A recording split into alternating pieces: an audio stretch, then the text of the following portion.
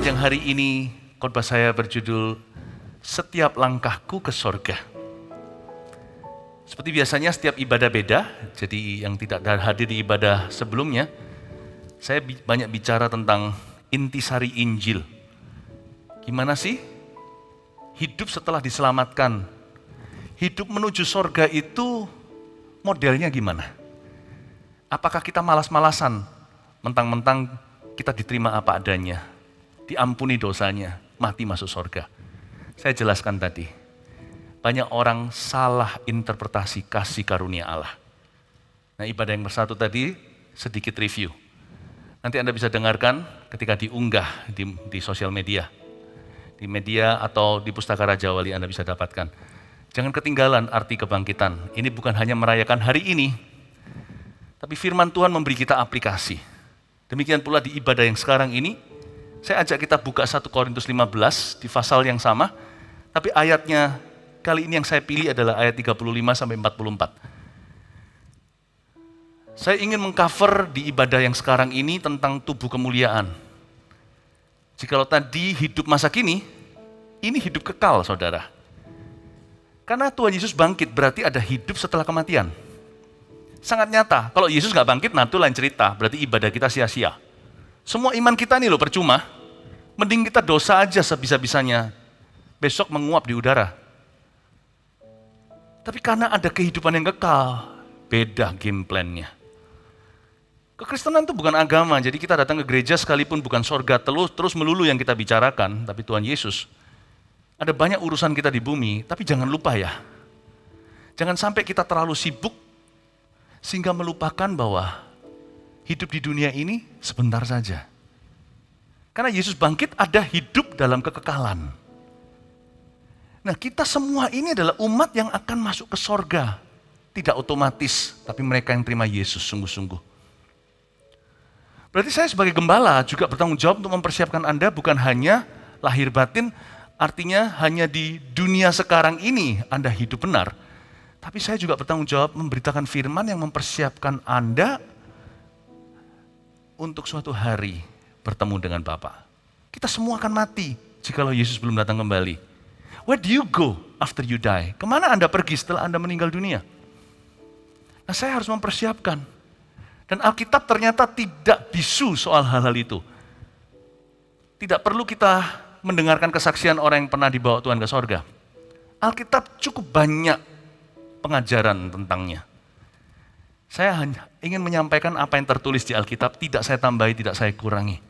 Supaya Anda tahu, setelah mati, orang Kristen yang sungguh-sungguh lahir baru, kemana dia pergi? Apa yang akan terjadi dengan tubuhnya? Apa yang terjadi dengan hidupnya? 1 Korintus 15 ayat 35, kebangkitan tubuh. Saya baca dulu. Tetapi mungkin ada orang yang bertanya, bagaimanakah orang mati dibangkitkan? Dan dengan tubuh apakah mereka akan datang kembali? Hai orang bodoh, apakah yang engkau sendiri taburkan tidak akan tumbuh dan hidup kalau ia tidak mati dahulu? Dan yang engkau taburkan bukanlah tubuh tanaman yang akan tumbuh, tetapi biji yang tidak berkulit. Umpamanya biji gandum atau biji lain. Tetapi Allah memberikan kepadanya suatu tubuh seperti yang dikehendakinya. Ia memberikan kepada tiap-tiap biji tubuhnya sendiri.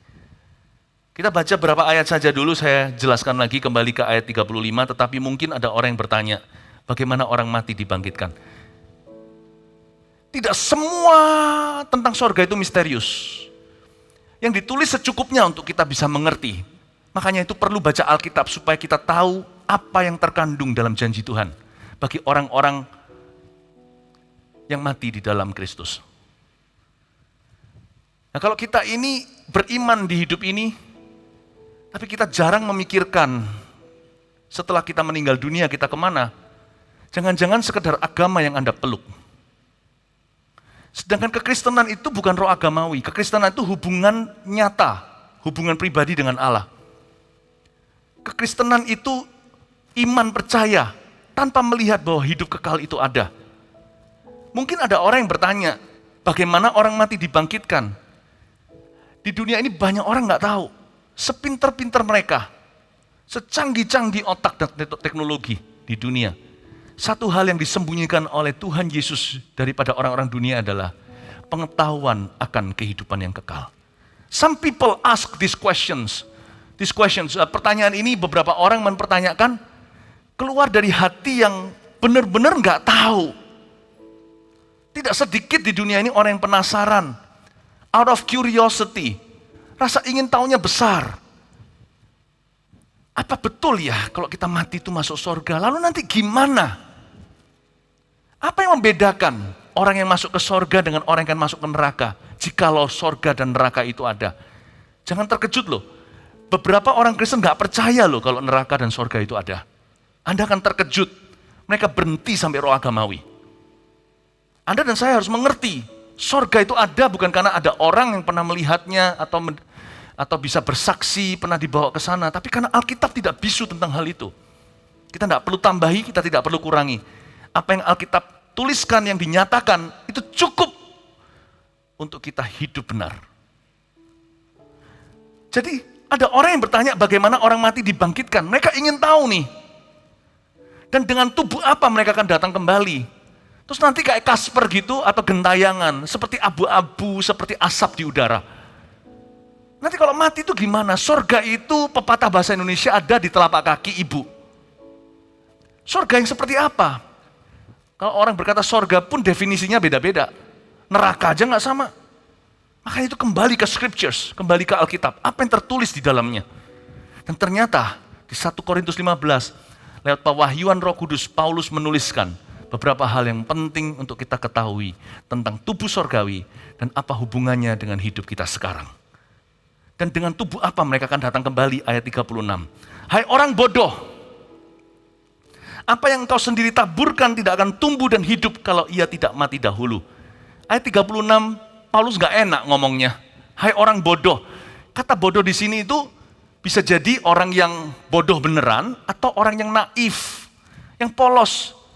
Polos itu ada macam-macam. Ada orang yang polos by choice, dia gak mau tahu. Cuek alias acu tak acu. Tapi ada orang-orang yang bodoh artinya dibodohi atau tersesat. Mereka gak ngerti firman, gak membaca Alkitab. Atau Alkitab tidak dijelaskan dengan benar. Tapi juga ada orang bodoh yang tidak pernah diajar dalam perkara-perkara Tuhan. Mereka selama-lamanya awam. Sebenarnya kata awam itu tidak bagus. Makanya itu di gereja kita. Di sini ada murid-murid Kristus, tidak ada jemaat awam. Kata awam itu artinya bodoh. Saya nggak mau dibodoh-bodohin sih. Setelah saya bergereja 3 tahun, 5 tahun, 10 tahun, bahkan 20 tahun. Masa saya awam terus? Saya harus tahu kebenaran. Dan orang-orang yang berkhotbah di atas ini juga disumpah atas nama Tuhan. Kami ini harus memberitakan firman yang membukakan mata jemaat.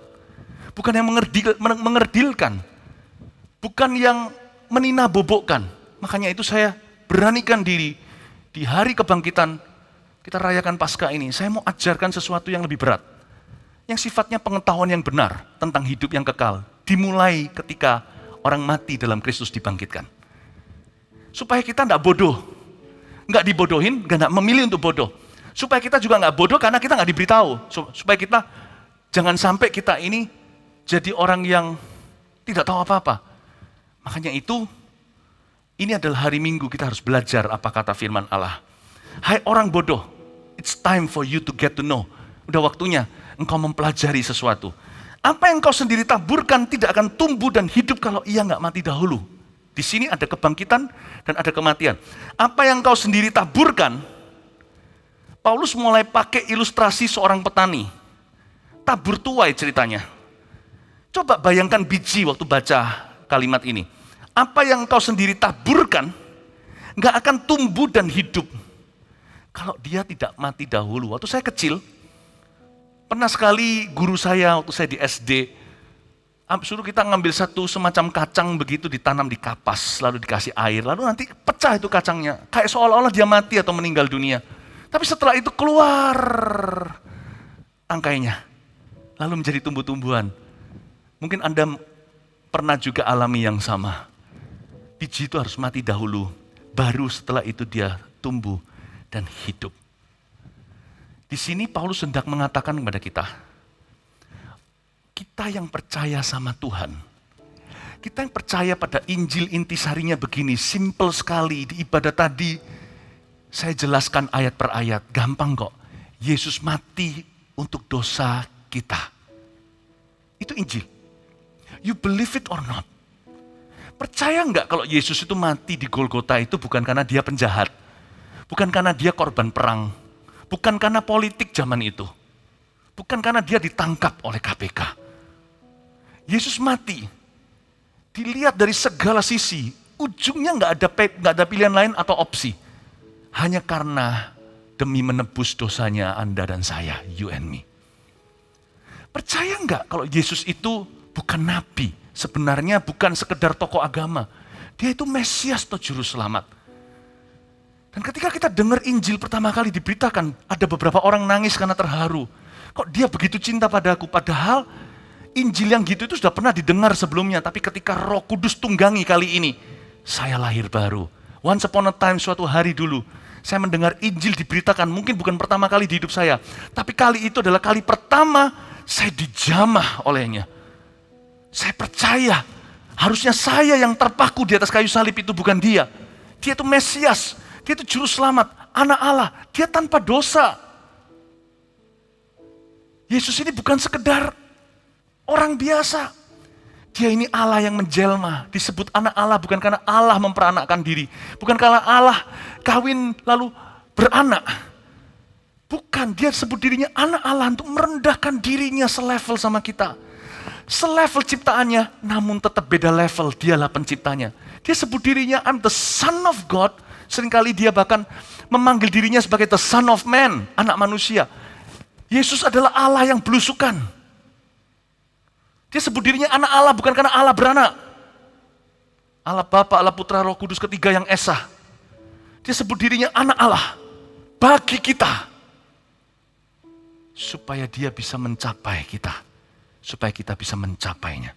Kalau kita mendengar itu, kita percaya bahwa Yesus bukan sekedar orang biasa. Dia mati untuk kita. Lalu dikuburkan. Pada hari ketiga dia dibangkitkan. Ternyata iya kan? Mana ada manusia sesakti apapun kalau mati bisa kasih nyawanya kembali ke tubuh sendiri. Nggak ada. Orang bisa keluar-keluar bilang dia punya ilmu, punya kuasa kayak. Kalau dia mati ya mati. Yang tangani ya dokter, yang tangani ya orang lain, yang tangani yang kuburkan ya keluarganya. Yesus berkata, aku akan serahkan nyawaku pada hari ketiga. Aku akan bangkit. Aku akan serahkan nyawaku hanya untuk mengambilnya kembali pada hari ketiga. Seolah-olah Yesus bisa membangkitkan dirinya sendiri. Powerful bukan? Dan pada hari ketiga, the third day, bukan 3 hari, tapi the third day, hari ketiga, Yesus bangkit. Membuktikan perkataannya, I will give my life only to take it back. Aku akan memberikan hidupku sekali mati untuk dosamu. Setelah itu aku akan mengambilnya kembali. Karena tidak selama-lamanya maut bisa menahanku. Karena aku adalah Allah. Demikianlah pernyataan Tuhan. You know, God was killed for you and me. Allah dibunuh untuk Anda dan saya. Bukan hanya Allah yang belusukan, tapi Allah yang berkorban. Makanya kekristenan itu istimewa. Hanya di dalam kekristenan lah Allahnya itu begitu dekat.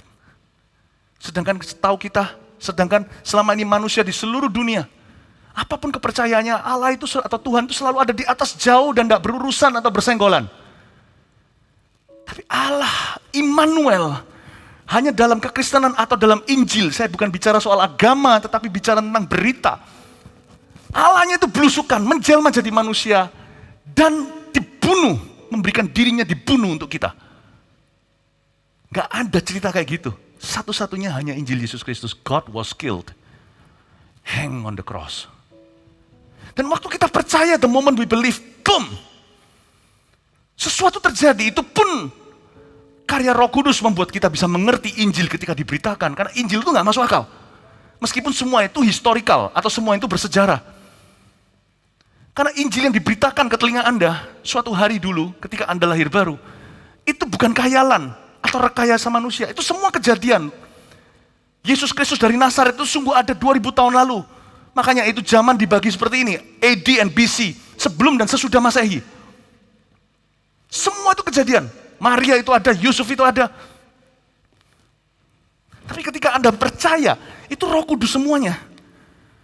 Dan ketika Anda percaya kepada Tuhan, itulah iman keselamatan. That's saving grace. Saving faith. Itulah iman keselamatan. Itulah kasih karunia perdana. Makanya ada lagunya Amazing Grace, how sweet the sound that saved a wretch like me. Sungguh besar anugerahmu yang menyelamatkan orang jahat seperti aku. Nah, ketika kita percaya sama Yesus, iman keselamatan. Waktu hari itu juga tanpa kita harus membuktikan jadi orang baik dulu seperti penyamun yang di samping Tuhan. Hari itu, detik itu juga kalau kita mati nih ceritanya, kalau kita mati meninggal dunia, putus nyawa. Alkitab berkata, Yohanes 3:16, supaya barang siapa percaya kepadanya, tidak binasa. Karena begitu besar kasih Allah kepada dunia, ia menyerahkan anaknya yang tunggal. Supaya barang siapa percaya kepadanya tidak binasa, melainkan beroleh hidup kekal. Detik itu juga seperti penyamun di samping Tuhan Yesus Kristus. Ketika dia berkata, kalau hari ini engkau di Firdaus, ingatlah diriku. Dan Tuhan berkata sama dia, sore ini juga, you will be with me in paradise. Hari itu, kalau kita mati, kita sudah diselamatkan. Jadi please jangan ragu, jangan berkata aku harus bisa Kejadian sampai Wahyu dulu. Seluruh Alkitab gua hafal, baru mungkin aplikasiku dipertimbangkan untuk masuk sorga suatu hari kelak.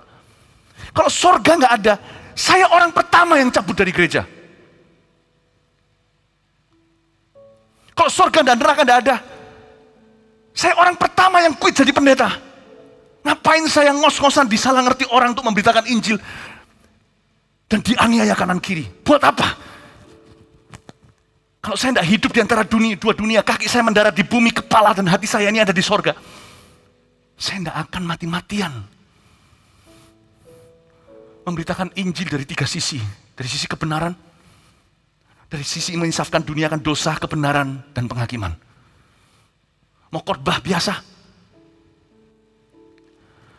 mau khotbah KKR yang menemplak dosa, atau bahkan yang dosisnya berat seperti memperingatkan orang akan neraka, saya tidak akan koar-koar.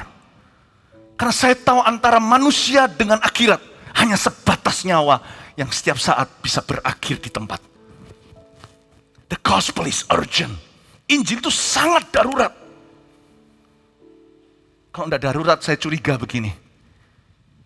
Kalau memang saya harus jadi hamba Tuhan ini, saya ngomong kesaksian pribadi. Tuhan bisa aja panggil saya umur 45 atau 52. Saya dipanggil umur 18. Disuruh buang masa muda saya. Bukan dibuang cuma-cuma, dibuang ke ladang Tuhan. Kalau memang Injil tidak darurat, bisa aja saya dipanggil umur 65. Kenapa Anda bertobat tahun ini, tahun lalu, 10 tahun lalu? Because you have a mission. Anda punya satu misi. Setiap langkahmu itu bukan hanya menuju ke sorga. Setiap langkahmu bisa juga menentukan orang itu menuju ke sorga atau ke neraka. Anda punya pengaruh.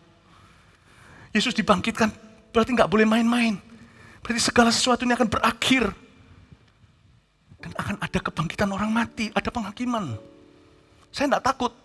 Saya nggak takut untuk saya takut untuk orang lain yang belum percaya. Makanya gereja punya tanggung jawab.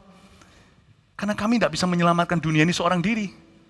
Karena ada jiwa-jiwa yang Tuhan percayakan di rumahmu, sekelilingmu, di tempat kerjamu. Kan hanya Anda yang jadi pengaruh. Kalau saya ke situ, saya ditolak mentah-mentah. Kalau Anda punya pengaruh di situ. Kita harus bekerja sama. Dan kalau kita percaya hari ini, detik ini juga kita mati, nggak perlu kita bukti. Kita akan diterima di rumah Bapa yang kekal. Nah, sekarang saya jelaskan ya, orang yang mati di dalam Kristus itu kayak apa. Siapa tahu di sini ada orang yang ditinggal mati oleh seseorang yang Anda kasihi. Tapi untungnya kalau orang itu sudah dalam Tuhan, saya beritahu apa yang sesungguhnya terjadi. Baca sekali lagi di ayat 36, hai orang bodoh. Apa yang engkau sendiri taburkan tidak akan tumbuh dan hidup kalau ia tidak mati dahulu. Jadi apa yang kau taburkan gak akan tumbuh dan hidup kalau dia tidak mati terlebih dahulu. Death in Christ is actually sowing. Kematian dalam Kristus itu sebenarnya adalah penaburan. Ya, ini aplikasinya akan panjang. Aplikasi pertama adalah bagi orang yang ditinggal meninggal dunia oleh seseorang. Paling susah bagi seorang hamba Tuhan atau orang Kristen untuk menghibur keluarga yang ditinggal meninggal dunia oleh seseorang yang dia kasih yang belum terima Yesus. Itu paling susah. Tak lama yang lalu saya ketemu dengan jemaat ditinggal meninggal oleh anggota keluarganya. Lalu saya beranikan tanya, karena saya asumsi bukan beranikan tanya, saya sih nggak ragu. Dan saya tahu jemaat kita itu orangnya taat-taat sama Tuhan. Jadi mereka pasti menginjili keluarganya. Saya tanya, sudah nggak di dalam Kristus? Yaitu, waduh saya salah tanya. Belum. Waduh. Langsung keluar ayat, menangislah dengan orang menangis, jangan coba kasih jawaban. Saya diam aja dan berkata, oh oke, ya. I'm sorry to hear your loss. Bela sungkawa ya, untuk kehilangan. Saya tidak komentar. Karena dia tahu firman, dia tahu keluarga itu kemana. Ya bisa aja kita wishful thinking atau mengandai-andai. Di last minute gitu ketemu Yesus. Ya bisa. Tapi jangan resiko ya. Coba sekarang pergi ke Amerika. Ya kan, gampang lah nanti, nggak usah bawa paspor. Siapa tahu nanti sana kenal sama pejabat. Ya bisa, 1 in a million, 1 dalam 1 juta, jika Allah bukan 1 dalam 1 triliun. Pergi ke sana enggak usah booking hotel dulu, enggak usah tahu di rumah bapakku ada banyak tempat tinggal. Enggak usah pakai aplikasi dulu, atau rental mobil di situ, atau kenal teman, enggak usah. Bahkan enggak usah pakai visa. Zaman ini sekarang mungkin harus ada bukti vaksin. Enggak usah semuanya itu. Untung-untung aja, siapa tahu nanti kalau kita di sana, pesawat sana, nanti ketemu siapa. Di imigrasi nanti ada yang kenal mungkin. Mungkin itu dulu adalah tetangga saya mamanya. Amerika aja nggak untung-untungan kok keselamatan mau untung-untungan. Apalagi kalau kita melepaskan anak sematawayang atau melepaskan orang tua kita atau anggota keluarga kita yang kita sangat cinta. Nggak mungkin saya akan lepaskan anak saya sekolah di luar negeri. Gampang wis nanti papa punya banyak teman, nanti mungkin kamu kebetulan ketemu sama salah satu malaikat. Jangan mengandai-andai. Last minute mungkin dia ketemu Tuhan. Kalau di dalam hidupnya aja, ada Taurat di rumahnya. 5 saudara daripada orang kaya yang meringkuk di neraka dalam ilustrasi Yesus tentang Lazarus yang duduk di pangkuan Bapak Abraham. Mohon, tolong ada 5 saudaraku di rumah yang belum diselamatkan. Dalam ilustrasi itu Bapak Abraham berkata, sudah ada Taurat bukan? Kalau mereka di hidup ini aja tidak menghiraukan Kristus, gereja ketuk pintu, anak-anak Tuhan tersungkur berdoa syafaat untuk mereka aja, mereka tidak tergerak. You wish mereka akan ketemu malaikat. Maybe, mungkin ada. 1 in a million maybe. Tapi saya tidak akan resikukan anak saya tidak akan resikukan papa mama saya tidak akan resikukan siapa-siapa. Aplikasi pertama, jikalau mati dalam Kristus itu penaburan, saya pasti perhatikan benih yang saya tabur. Karena itu jangan tunda-tunda. Kalau keluarga Anda, anggota keluarga Anda tidak diinjili di hidup ini, ketahuilah, mati mereka bukan penaburan tapi penghakiman. Biji yang ditabur di tanah itu adalah dosa. Bukan ayat yang berkata, berbahagialah mulai sekarang orang yang mati dalam Tuhan. Itu nggak berlaku buat mereka. Bukan kadaluarsa. Itu tidak pernah berlaku sama sekali di hidup mereka ini. Saya tidak mau, kalau saya tahu mati adalah penaburan, berarti mati bukan the end. Mati bukan the end of the story. Mati bukan game over, mati itu pintu. Karena Alkitab mengatakan di sini, apa yang kau sendiri tabur tidak akan tumbuh dan hidup kalau ia tidak mati dahulu. Berarti mati dahulu itu taburan. Jadi kalau mati dalam dosa, lanjutkan sendiri matematikanya. 1 tambah 1 sama dengan 2. Mati dalam dosa, yang ditabur adalah dosa manusia. Sudah lihat sendiri nanti equationnya, sudah nggak perlu misteri. Tapi binasa. Aplikasinya buat kita adalah, bukan hanya bagi kita yang ditinggal oleh seseorang yang meninggal dunia. Kalau dia ditinggal sama seseorang yang meninggal dunia, kalau orang itu di dalam Tuhan, tenang kita. Tapi kalau orang itu di luar Tuhan gimana? Seperti yang saya katakan tadi, ketika saya tanya seorang jemaat, sudah dalam Tuhan belum orang yang meninggalkan mereka? Apalagi saya pernah ketemu dengan seseorang susah sekali, matinya bunuh diri. Ini malah saudara hamba Tuhan. Nah hamba Tuhan ini yang ngomong sama saya, sesama hamba Tuhan. Semua orang hibur dia, enggak apa-apa, hanya di dalam tangan Tuhan. Saya juga enggak mau menambahkan kesusahan dia. Tapi akhirnya dia beranikan tanya, karena saya orangnya terus terang. Pastor Philip, tell me the truth. Kalau orang ini bunuh diri, saudaraku, apakah dia diselamatkan. Saya berkata sama dia, I'm afraid that he's not. Saya bilang, I'm afraid that he's not. Dalam bahasa Inggris saya bicara karena ini bukan orang Indonesia. Artinya saya tidak mau sok tahu, tapi saya beritahu. Brother atau sister, saya khawatirkan bahwa orang ini tidak di dalam tangan Tuhan. Dia menangis sesaat, setelah itu memeluk saya dan berkata, thank you for telling the truth. Aku harus bisa move on. Jangan sampai Anda ditemukan dalam kondisi itu. Anda harus menelan pil pahit. Selama-lamanya akan Anda tahu, anggota keluargamu itu, Anda belum sungguh-sungguh jangkau. Sampai terlambat sudah, benih sudah ditaburkan, kematian dahulu mulai terjadi. Dan orang itu tidak diselamatkan. Tapi kabar baiknya adalah, bagi orang-orang yang ditinggal meninggal dunia oleh orang-orang yang sudah dalam Kristus. Nah ini dia, mati adalah penaburan, mati dalam Kristus adalah penaburan indah. Jadi sebenarnya, ketika kita ditinggal oleh seorang yang kita kasih, dia meninggal dunia. Tapi kalau orang yang kita kasih itu hidup sungguh-sungguh dalam Kristus, maka kita boleh sedih sebagai kekasih. Loved ones should cry. But a farmer doesn't cry when he sows his seed. Saya ulang lagi. Kalau kita ditinggal meninggal dunia oleh seseorang, sekalipun high maut di mana sengatmu, sekalipun kematian tidak lagi dangerous atau bahaya bagi orang-orang yang sudah lahir baru, tapi tetap sedih lah ya. Kalau kita ditinggal oleh seseorang yang meninggal dunia itu sedihnya nggak seberapa. Sedihnya itu karena kangen, kayak seolah-olah putus hubungan terpaksa, tapi hati kita itu nggak putus asa. Karena kita tahu deep down inside, di dalam hati kita ada kesaksian roh, bahwa orang itu sudah bersama dengan Allah Bapa. Itu yang disebut, apa yang kau sendiri tabur tidak akan tumbuh dan hidup kalau ia nggak mati dahulu. Kalau kita ditinggal meninggal dunia oleh seseorang yang kita kasih itu, tapi orang itu sudah diselamatkan. Orang itu sudah punya kesaksian iman, bahwa Kristus Yesus adalah Tuhannya, tidak diragukan. My goodness, yang menangis ketika orang itu mati meninggalkanmu, adalah jiwa kekasihmu.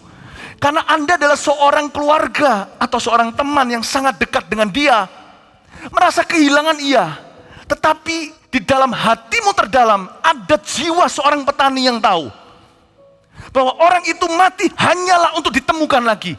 Sebab dia meninggal dunia itu, dia hanya jatuh ke tanah, istilahnya benih yang gugur dan meninggal dunia. Dia adalah penaburan untuk hidup yang kekal.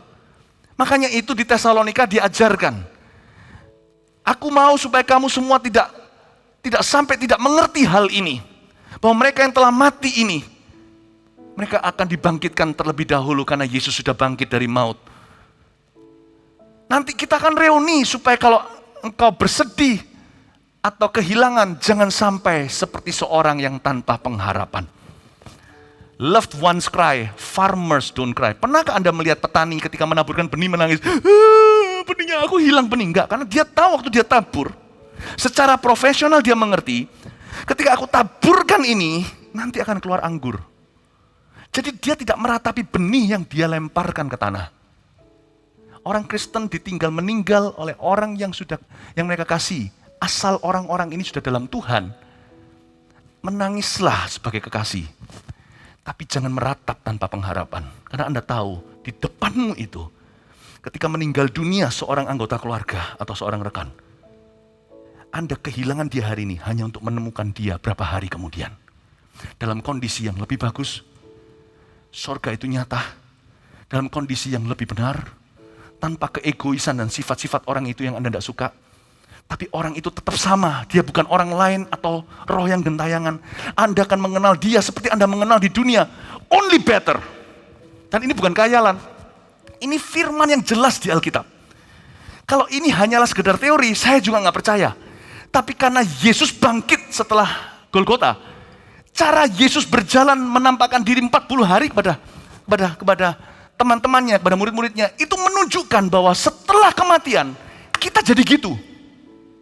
Paham kebangkitan Yesus itu seperti apa aplikasinya untuk hidupku. Satu-satunya orang yang mati, lalu pakai tubuh kemuliaan bisa jalan-jalan di dunia cuma Yesus. Kita tidak akan.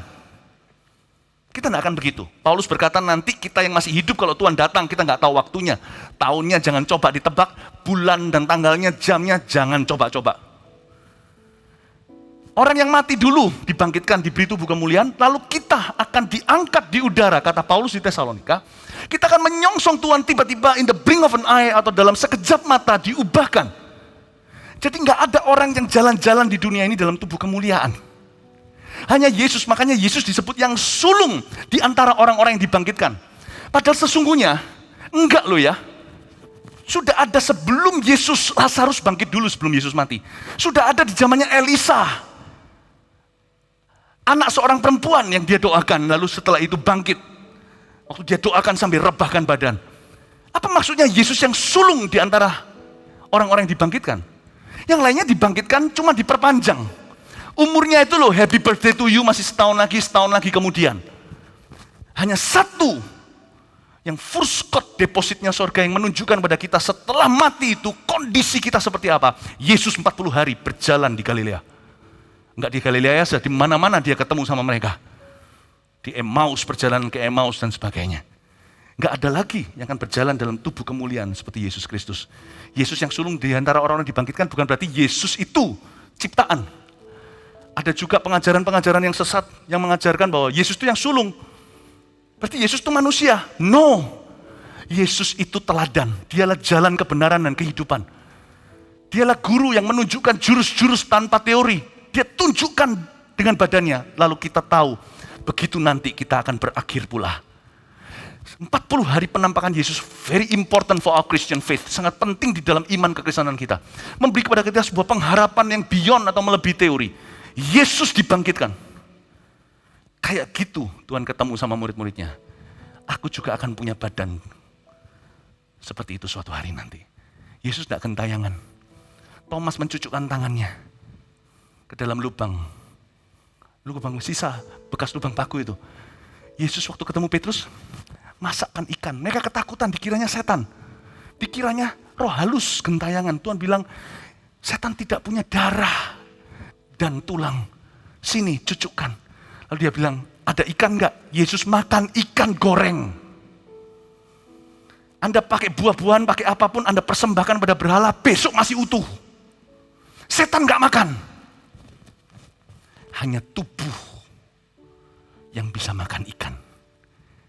Yesus makan ikan goreng. That speaks a lot about what heaven would be like. Sorga kayak apa?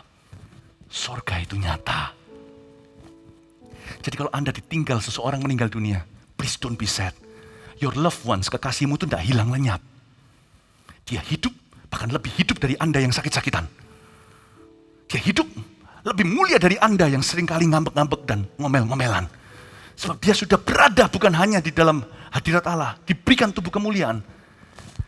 Tapi dia sudah berada dia sudah sempurna bersama dengan Tuhan Yesus.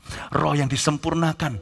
Demikianlah firman Tuhan. Di perjanjian baru dikatakan, sorga adalah tempat bagi orang-orang atau roh orang-orang benar yang disempurnakan. Kalau Anda ditinggal oleh suami meninggal, asal dia dalam Tuhan, kalau bisa doa supaya dia sembuh, kita harus usahakan lawan arus. Mati itu biarkan semua orang kan meninggal. Tapi kalau dia sudah dipanggil Tuhan akhirnya, be glad my friend. Menangislah sebagai kasih, menangislah sebagai istri yang sangat cinta sama suaminya. Simpan memori indah, menangislah sejadi-jadinya. Namun jangan meratapi tanpa pengharapan. Do understand, waktu Anda melihat tubuh suami Anda dimasukkan ke dalam tanah, debu kembali kepada debu, tanah kembali kepada tanah. Suamimu sudah ada di situ. Itu hanya kemah yang pernah dipakai. Atau bagian badan yang dijadikan senjata kebenaran. Bersyukurlah untuk sebuah kehidupan yang sungguh-sungguh baik. Dilewatkan dalam takut akan Tuhan. Rayakan legacy, rayakan history atau sejarah orang ini. Dan selalu ada dalam memori ketika dia masuk ke dalam kuburan itu. Menangislah karena kehilangan, tapi jangan meratap tanpa pengharapan. Ingatlah, itu seperti biji kacang yang taruh dan pecah di tanah. Di sini pecah, di situ dia ditemukan kembali. Dan suatu hari, Anda akan bertemu dengan dia lagi. Boleh saya tanya enggak, kenapa kok saya didorong Tuhan bicara gini? Siapa di sini yang dalam waktu kurang dari setahun ini kehilangan seseorang yang dia sangat kasih? Anda yang sempat bergabung, bisa angkat tangan? Oh God. Tuhan memberkati Anda dan Tuhan menguatkan Anda. Tapi ingat ya firman ini, death in Christ is sowing seeds. I want to see Jesus.